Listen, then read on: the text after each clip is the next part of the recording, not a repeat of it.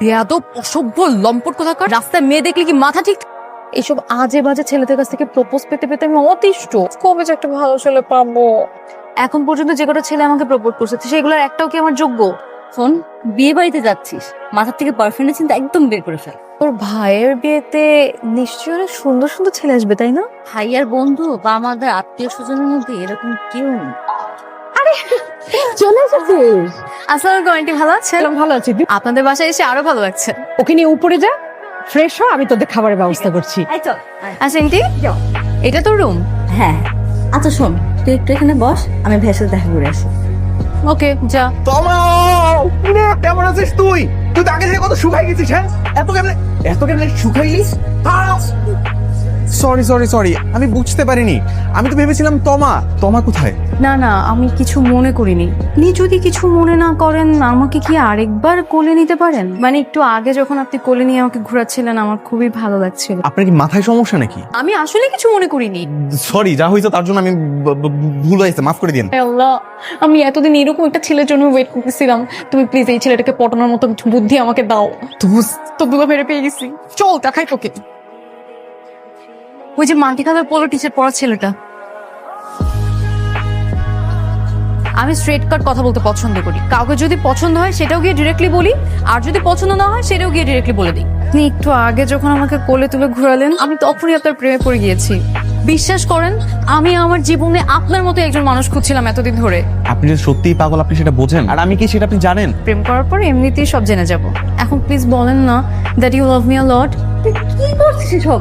ওর কথাই তো তোকে বলেছিলাম। এই তো আমার ভাইয়া, দুদিন পর তো ওরই বিয়ে, তুই আর আমি তো ওর বিয়ে খেতে এসেছি। কিন্তু আমি যে তাকে অলরেডি মন দিয়ে ফেলেছি। আপনি যাকে বিয়ে করছেন তার সঙ্গে কি আপনার আগে প্রেম ছিল, নাকি এটা আঙ্কেল আন্টির পছন্দের মেয়ে? মা বাবার পছন্দ। তো কোনো সমস্যাই নাই। আচ্ছা, কাজে অফিসে গিয়ে বিয়েটা করে ফেলি। একবার বিয়ে হয়ে গেলে না সবাই মেনে নিবে। কত মানুষের বিয়ে ভেঙে যায়, বিয়ের আগের দিনও ভেঙে যায়, এমনকি বিয়ের দিন কাজের সামনে কবুল বলার আগ মুহূর্তেও বিয়ে ভেঙে যায়। প্লিজ আকাশ, আমাকে বিয়েটা করেন। আমি আপনার মতো নির্লজ্জ মেয়ে আর একটাও দেখি নাই। আমার বিয়ের সবকিছু ঠিকঠাক হয়ে আছে, আপনি এখন কোত্থেকে আসছেন? আপনি যাবেন এখান থেকে? চল এখান থেকে। আকাশ, বুঝলেন না, আমাকে বিয়েটা করেন। আরে আসলে আঙ্কেল, আমি ছোটবেলা থেকে একটু ধার্মিক স্বভাবের মেয়ে, তো বড়দের সম্মান না করলে আবার আমার মনে শান্তিই লাগে না। আমি বলি কি আন্টি, বিয়েটা ক্যান্সেল করে দেন। আকাশের সাথে বিয়েটা ক্যান্সেল করে আমার সাথে দিয়ে দেন। বিয়ে ক্যান্সেল করে দিল, আর আকাশের সাথে তোমাকে কেন বিয়ে? আকাশ আর আমি দুজনকে অনেক পছন্দ করি। জি আন্টি, বাসায় আসার পর থেকে তো আমার দিক থেকে চোখই সরাচ্ছে। কেউ আমাকে কোলে তুলে নেচেছে। ইস, কি রোমান্টিক কাণ্ড। আন্টি, ওকে ছাড়া আমি একটু বাঁচবো না। ওর সঙ্গে আমার বিয়েটা দিয়ে দেন। বাবা, কি হচ্ছে ওখানে? তুই নাকি তোমার বান্ধবীকে পছন্দ করিস? কে বলে এইসব কথা? তুমি মা বাবার সামনে এভাবে অস্বীকার কেন যাচ্ছ? কিন্তু রাগ করে তোমার সাথে কথাই বলবো না। এই চুপ! এই তোমার জলদি এদিকে আয়। এই তোর এই বান্ধবীকে কালকের মধ্যে বাসা থেকে বের করবি। আমি এতক্ষণ এটাকে আধা পাগল ভাবছি, এখন দেখি এটা পুরা পাগল। এই নেই, তুমি আমার রুমে কি করো? ভেজা চুলে আর আফটার শাওয়ার আউটফিটে তো তোমাকে চোস লাগছে আকাশ। Love you. এই মেয়ে, নির্লজ্জের মতো এরকম তাকিয়ে আছে কেন? আমার রুম থেকে বেরো, যাও। 2 দিন পর তো তুমি আমার হাজবেন্ডই হবে, তখন তো সবকিছু। এই চুপ! কে তোমার হাজবেন্ড হবে?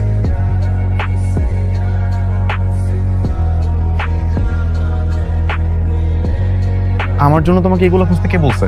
যাও এখান থেকে। ও হচ্ছে আমার ছোট বোনের ফ্রেন্ড। ছোট বোনকে রেখে ছোট বোনের ফ্রেন্ডকে নিয়ে আসছেন শপিং করার জন্য? হয়েছে কি আপু? এই চুপ! কোথায় কি বলতে হবে জানো না? আমি তোমাকে বুঝাই বলতেছি কি হয়নি। ওই তমা ভেবে ভুল করে ওনাকে পেছন থেকে একটু ধরেছিলাম। এগুলো না বললেই ঝামেলা, বাদ দাও তো। চল। এটা নিবা না? দেখো না, তোমার পছন্দের কোনো খাবার অর্ডার করো। আকাশ, একটু সাইডে আসো না, কথা আছে। সাইডে কেন যেতে হবে? যা বলার এখানে বলো। এখানে বলা যাবে না, খুবই প্রাইভেট কথা। কি সমস্যা তোমার? এত বাড়াবাড়ি করতেছো কেন? বিয়ে এখনো হয় নাই, আর যেখানে বিয়ে ভাঙার পসিবিলিটি 100%, সেখানে এরকম চিপকায় লেগে থাকার তো মানে নাই। তোমার ঠোঁটে কি যেন একটা ময়লা লেগে গেছে, দেখি দেখি। আই, একদম চুপচাপ থাকবা। ওইখানে যাবা, খাওয়া দাওয়া করবা, তারপর সোজা বাসায়। একটা ফায়দাম করবা না, খবরদার। কিছু অর্ডার করেছো? কি ব্যাপার? আপনার ঠোঁটে লিপস্টিক কেন? ওনার ঠোঁটে লিপস্টিক লেপটে আছে কেন?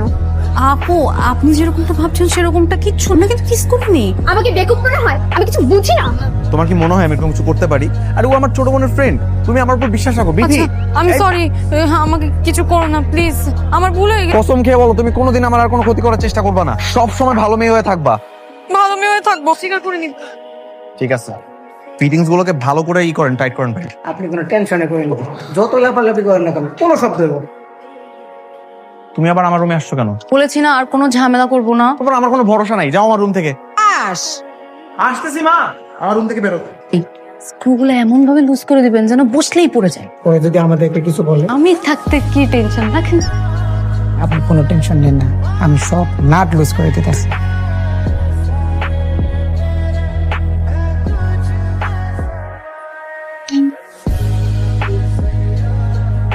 কি ব্যাপার, এত রাতে আপনি আকাশের বেডরুমে কি করেন? ব্যক্তিগত কথা মানুষকে বলে সেগুলো তো নজর লাগবে। আকাশ কোথায়? আকাশ খুব ক্লান্ত, ও ঘুমাচ্ছে। আচ্ছা দাঁড়ান দেখাই। দেখেছেন? শালা একটা চরিত্রহীন, রাতে আরেক মেয়ে নিয়ে ঘুমাচ্ছে। বাটপার কোথাকার। Tata bye bye.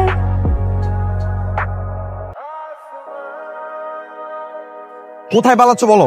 আমার জীবনের 12টা বাজে, এখন কোথায় পালাচ্ছ? আমি কিছু করিনি সত্যি। কিচ্ছু করো না তাই না? অবিবাহিত মেয়ে হয়ে আমার রুমের মধ্যে কি করতেছিলে রাতে বেলা? কে বলছে তোমাকে এসব মিথ্যা কথা? আমি চলো বাসে চলো, আমার মা বাবা তোমার সাথে কথা বলবে, চলো। না না, তাহলে তো আরো যাবো না। যাওয়া যাবে না, আঙ্কেল আন্টি আমাকে মেরেই ফেলবে। চল। একটা মেয়ে হয়ে এরকম লজ্জাজনক কাজ করতে তোমার একটু বাধলো না? আর তোমাকে তো আমি আমার আরেকটা মেয়ে ভাব। Sorry aunty. সরি কিসের? হ্যাঁ, এই তোমার জন্য আমাদের ফ্যামিলির মান সম্মান সব নষ্ট হয়ে গেছে। পক্ষের কাছে আমরা খারাপ পেয়েছি। তোমার কি এইটুকু কমন সেন্স নেই? এত সুন্দর করে কথা বলে কি হবে? দুইটা কড়া কথা শুনে বাসা থেকে বের করে দাও। শোনো মা, তুমি যে সমস্যার সৃষ্টি করেছো সেটা অনেক অনুরোধ করে সমাধান করে, তাছাড়া বিনা কারণে কেন তুমি সমস্যার সৃষ্টি করতে যাবে? তুমি সব সময় সারাক্ষণ তোমার মাথার মধ্যে একটা শয়তানি চিন্তা ভাবনা নিয়ে থাকো। আমি আবারও বলছি, যদি এরকম চিন্তা ভাবনা তোমার মাথার মধ্যে প্লিজ ঘুরে আমাদের বাড়ি থেকে বের হয়ে যাও। তোমাকে আমার মেয়ে তোমার মতোই মনে করি। আজ থেকে তুমি এই বাড়িতে ভদ্র হয়ে থাকবে। তুমি প্রমাণ করে দাও ওদেরকে যে তুমি সত্যিকারই অভদ্র নও। জি আঙ্কেল, আমি চেষ্টা করবো।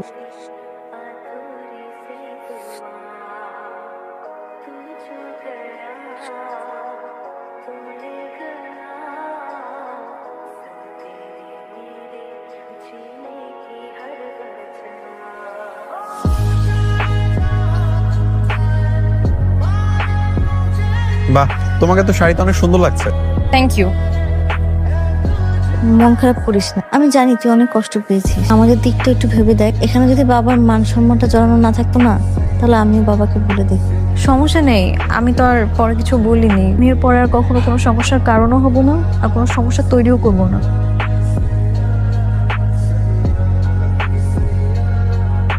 ভাইয়া, কোনোভাবেই কি অরেনকে বিয়ে করা সম্ভব না? মানে? ভাইয়া জানিস, অরেন অনেক ভালো একটা মেয়ে, সবসময় একটা ভালো ছেলের জন্য অপেক্ষা করেছে। যখন একটা ভালো ছেলে পাবে ডিরেক্ট বিয়ে করে ফেলবে। ভাইয়া, অরেন সত্যিই তোকে ভালোবাসে। আমি বলবো পৃথিবীর সব নিয়ম ভেঙে একটা সুযোগ যদি পাস, সেই সুযোগে তুই অরেনকে বিয়ে কর। আত্মীয় স্বজন সে কখন কমিউনিটি সেন্টারে গিয়ে বসে আছি। চলো তাড়াতাড়ি। হয়েছে তো, চলো এখন। আর ছেলেটা কার? হ্যালো, এই তো আমরা রেডি, আমরা চলে আসতেছি।